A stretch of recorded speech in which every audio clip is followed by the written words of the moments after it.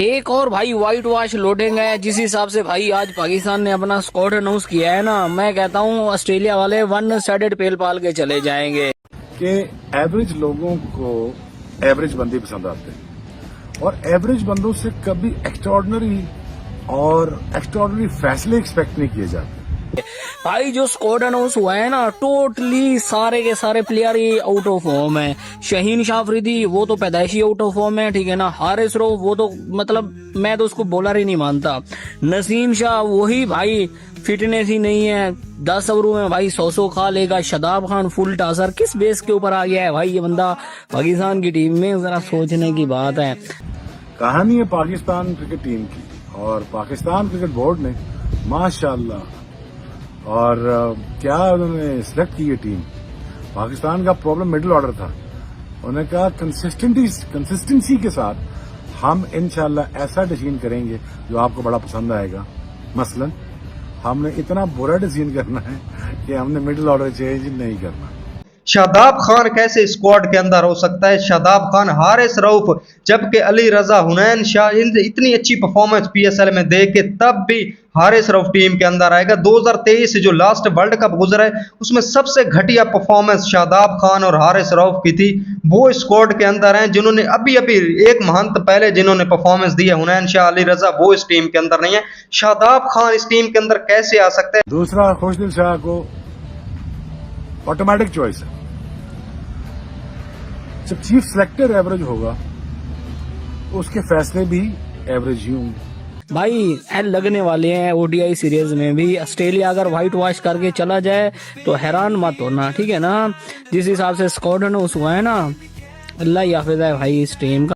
Australia के खिलाफ ODI series के लिए पाकिस्तान के स्क्वाड का ऐलान कर दिया गया है और एक बार फिर पीसीबी ने वही पुरानी गलतियों को दोहराया है कि डोमेस्टिक के टॉप परफॉर्मर्स को हमने टीम में शामिल नहीं किया और शायद कुछ सिफारशी लड़कों को एक बार फिर पाकिस्तान टीम में शामिल कर लिया गया है जो इस सीरीज में पाकिस्तान टीम के लिए दर्द सर बन सकते हैं। तो पूरी 7 तब्दीलियां की गई हैं, 7 न्यू 3 एंट्रीज को भी मौका मिला है। उससे पहले आपको अपडेट दे दें जो पाकिस्तान क्रिकेट बोर्ड ने बताया है कि फखर जमान नहीं रहेंगे स्क्वाड में और साइम अयूब, जो कि पहले ही पीसीबी ने 3 दिन पहले ऑफिशियली अपडेट दे दिया था और हम आपको पहले ही बता रहे थे कि वो अनफिट है, इस वजह से वो दोनों शामिल नहीं है। आज उस्मान खान को शामिल करना था ओडीआई स्क्वाड में। पीसीबी ने साथ ही प्रेस रिलीज जारी किया और कहा है कि इलनेस है, बीमार है जो उस्मान खान है, इसलिए उनको शामिल नहीं किया, वरना उनको शामिल करना था। अच्छा जी, स्क्वाड की अगर आप बात करें तो शाहीन शाह आफरीदी कप्तान है। 16 रुकनी टीम अनाउंस की गई है। सलमान अली आगा को इस टीम का वाइस कैप्टन अनाउंस किया है और कल हम बात कर रहे थे कि वो टेस्ट के भी स्ट्रॉन्ग उम्मीदवार है। सलमान अली आगा को ऑफिशियली तौर पर अब मेंशन किया गया है कि किसी को कोई शक ना हो, हमारा वॉइस कैप्टन यानी अगला कप्तान अगर शाहीन अफरीदी फ्लॉप होते हैं तो सलमान अली आगा ही होगा। सो वॉइस कैप्टन वो पाकिस्तान टीम के बन चुके हैं। सो बाबर आजम के फैंस या फिर कोई और फैंस अब उम्मीद छोड़ दें कि शायद वो कप्तान बन सकते हैं। अगर शाहीन अफरीदी अब फ्लॉप होते हैं खुदा न खास्ता, तो सलमान अली आगा को ही पाकिस्तान के बोर्ड ने अपना नायब उनका मुकर्रर कर दिया है। सो वही शायद कप्तान होंगे। तो शाहीन अफरीदी, सलमान अली आगा पाकिस्तान के स्क्वाड में होंगे। अब्दुल समद और अबरार अहमद को शामिल किया गया है। मुझे नहीं पता कि वो अब वहां पर सनराइजर्स लीड्स की टीम के लिए जब उनको एनओसी आपने जारी कर दिया था तो आप उनको यहाँ पर शायद शामिल ना करते, लेकिन वो 1-2 मैचेस मिस करेंगे, फिर उसके बाद वो वहां पर अपनी टीम में जाकर खेल लेंगे। लेकिन फिलहाल अबरार अहमद पाकिस्तान के स्क्वाड का हिस्सा है। इसके अलावा अहमद दानियाल को शामिल किया गया है। अरफात मिनहास को पाकिस्तान टीम में शामिल किया गया है। बाबर आजम शामिल हैं, हारिस रऊफ शामिल हैं, माज सदाकत को मौका मिला है, मोहम्मद गाजी गौरी साहब को भी मौका मिल चुका है, नसीम शाह होंगे, रोहेल नज़ीर होंगे, साहिबजादा फरहान होंगे, शादाब खान होंगे, शामिल हुसैन होंगे और इसके अलावा सुफियान मुकीम को मौका मिल चुका है। जो लड़के स्क्वाड में जगह नहीं बना सके हैं उनमें इमामुल हक का नाम सरे फहरिस्त है, उसके बाद अब्दुल्ला शफीक का नाम सरे फहरिस्त है, फखर जमान का नाम सरे फहरिस्त है। पिछली सीरीज में भी अब्दुल्ला शफीक वगैरह तो बांग्लादेश में भी आपके ओडीआई प्लान में थे ना। फिर उसके बाद आप देखो तो साइम अयूब जिनकी इंजरी हो गई थी उनका नाम भी जो है वो शामिल है, जो कि ओडीआई स्क्वाड में जगह नहीं बना सके हैं। हुसैन तलत का नाम शामिल है, फहीम ड्रॉप हुए, नवाज का नाम शामिल है, फहीम अशरफ और ये हम पहले से बता रहे थे। ये मतलब मैंने आपको 6-7 ऐसे नाम बता दिए जो टोटली स्क्वाड में। अच्छा, बांग्लादेश वनडे टीम का स्क्वाड अनाउंस हो चुका है माशाल्लाह।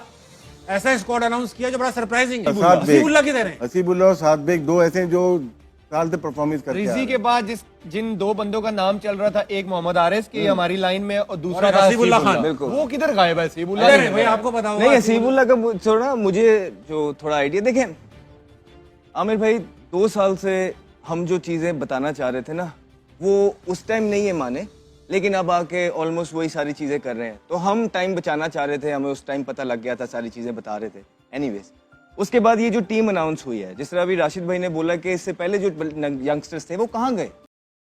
दे are all gone, we hardly even see them. और इस दफा ये होता क्या है कि जब भी आप यूं हारते हैं, आप पैनिक बटन ऑन करते हैं, आप पूरे का पूरा अमला चेंज कर देते हैं, सारे प्लेयर्स बाहर कर देते हैं, और जो उनकी जगह लेके आते हैं ना, वो आप ठीक प्लेयर्स लेके नहीं आते। अब बेसिकली आप इसके अंदर से, एक तो शामिल वो अच्छा लड़का है, मां सदाकत अच्छा लड़का है, आपके बगैर नाम लिए, मैं क्या नाम लूं, बच्चे हैं सारे, छोटे हैं, ठीक है, बाकी के जो आपने प्लेयर्स डाले हैं ना, ये जिनके इनका नाम लिए हैं, तो उनकी कोई परफॉर्मेंस ही नहीं है। आपने अपनी ईगो को तस्कीन देने के लिए ना, आपने उसामा मीर को नहीं डाला, सिर्फ उसने आपसे क्वेश्चन पूछ लिया था।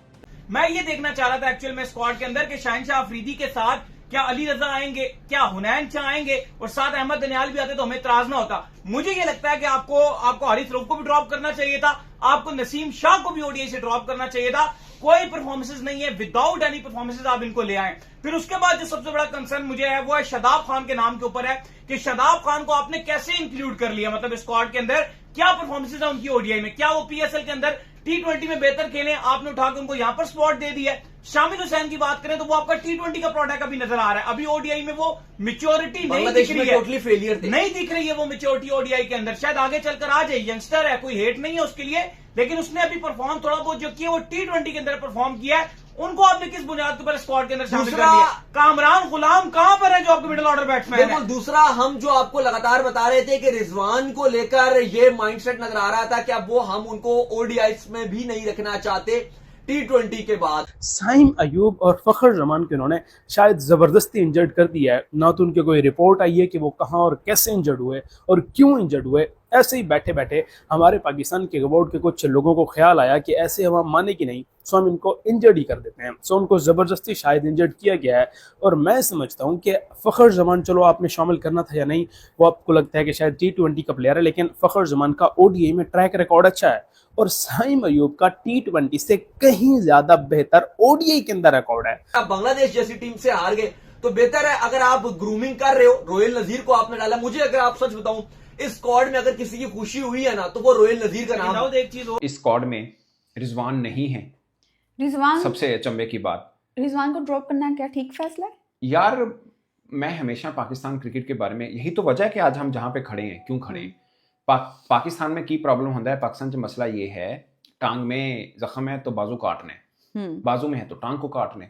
आपको रिजवान के इस टेस्ट सीरीज में मतलब सबने तनकीद की है, but he is the second highest run getter, ठीक है। एक 50+ की इनिंग पहले मैच में खेली, दूसरे मैच में 96 रन बनाए। आखिरी 5 वनडे मैच में 2 50 हैं, एक 40+ रन है, यानी 3 एक तरह से 40+ रन हैं उनके, ठीक है। साउथ अफ्रीका में वर्ल्ड कप है, 3 वनडे मैचेस वहां पे अभी रिसेंटली पाकिस्तान ने खेले हैं, उसमें एक में 80 है, एक में 53 है, 2 लगातार 50s हैं। अगर कोई बंदा मुझे जस्टिफाई कर दे कि मोहम्मद रिजवान वनडे में नहीं बनता तो मैं मान जाऊं, कोई एक बंदा मुझे जस्टिफाई कर दे। अग्री टू द फैक्ट कि यार रिजवान की टेक्निकल इश्यूज हैं, रिजवान टेक्निकली इतना ज्यादा सॉलिड नहीं है, उसकी टेक्निक में बहुत ज्यादा मसले हैं। आप स्ट्राइक रेट वाले मसलों को भी लेकर आ सकते हो, लेकिन यार ये एक कोई T20I का मैच नहीं चल रहा है कि आपको कोई बंदा 100 से ऊपर का स्ट्राइक रेट या 250 या 300 का स्ट्राइक रेट आपको चाहिए। ओडीआई के टाइम पे जब आपका मिडिल ऑर्डर कोलैप्स आपको हर वक्त लगता है कि होता है, राइट, तुमने अपने मिडिल ऑर्डर में ये जो सारे बच्चे दिए हुए हैं, ये नए लड़के हैं, तुम्हें लगता है कि ये तुम्हारा मिडिल ऑर्डर को लेके आगे लेके चल सकते हैं। आगा के साथ तुम्हारे पास एक और बंदा ऐसा होना चाहिए था जिसकी पार्टनरशिप के ऊपर आप रिलायंस शो कर सको, और वो रिजवान था। जय हिंद दोस्तों, स्वागत है दोस्तों। पाकिस्तान का ऑस्ट्रेलिया के खिलाफ 3 ओडीआई सीरीज के लिए 16 सदस्यीय स्क्वाड अनाउंस हो गया है, और इस स्क्वाड जिस तरह से चुना गया है उसे देखकर शोएब अख्तर बोल रहे हैं कि जिस तरह से बिन बुद्धि वाले चयन करता होंगे तो निकम्मे खिलाड़ी को ही चयन करेंगे। साथ ही साथ पाकिस्तान मीडिया रो रहे हैं कि शादाब खान को क्यों चुना गया है, हारिस रऊफ टेपिया को क्यों चुना गया है, ये हमेशा मैच हराते आए हैं। नसीम शाह को क्यों चुना गया है, साथ ही साथ दोस्तों जो PSL में कई अच्छे युवा खिलाड़ी थे, हुनैन शाह, उसे चुना नहीं गया है। तो इस पर पाकिस्तानी मीडिया रो रहे हैं, चिल्ला रहे हैं कि अब बांग्लादेश के बाद हम 3 ODI सीरीज भी ऑस्ट्रेलिया के हाथों क्लीन स्वीप होंगे। दोस्तों लंगड़ा शाहीन अफरीदी को कप्तान बनाया गया है, जो ठीक से 4 ओवर भी कंप्लीट नहीं कर सकता। वहीं सलमान आगा, जिसका स्ट्राइक रेट भी बहुत नीचे होता है, उसे वाइस कैप्टन बनाया गया है। लगता है ये लंगड़ा शाहीन अफरीदी के बॉलिंग न करने पर जब इनको बैठाएंगे तो सलमान आगा को कप्तानी दिया जा सकता है। दोस्तों कई ऐसे अचंभित चयन हुए हैं जिसे देखकर मीडिया रो रहे हैं कि अब ऑस्ट्रेलिया का क्लीन स्वीप होना तय है, क्योंकि अच्छे प्लेयर जो वो ODI में दोहरा शतक है, फ़खर जमान, उनको नहीं चुना गया है। मिडिल आर्डर में ऐसे घटिया प्लेयर को चुना गया है, जिससे पाकिस्तान का तो हारना तय लग रहा है। बाकी दोस्तों आपको क्या लगता है, क्या पाकिस्तान की टीम बांग्लादेश से 2-0 क्लीन स्वीप होने के बाद ऑस्ट्रेलिया से 3 ODI सीरीज जीत पाएगा या बचा पाएगा? कमेंट में ज़रूर बताइए। वीडियो को लाइक कर दीजिए, चैनल को सब्सक्राइब कर लीजिए, बेल आइकन भी दबा दीजिएगा ताकि हमारे ऐसी पाकिस्तान मीडिया रिएक्शन वीडियो आप मिस ना कर सके। मिलता है अगले वीडियो में। जय हिंद, वंदे मातरम।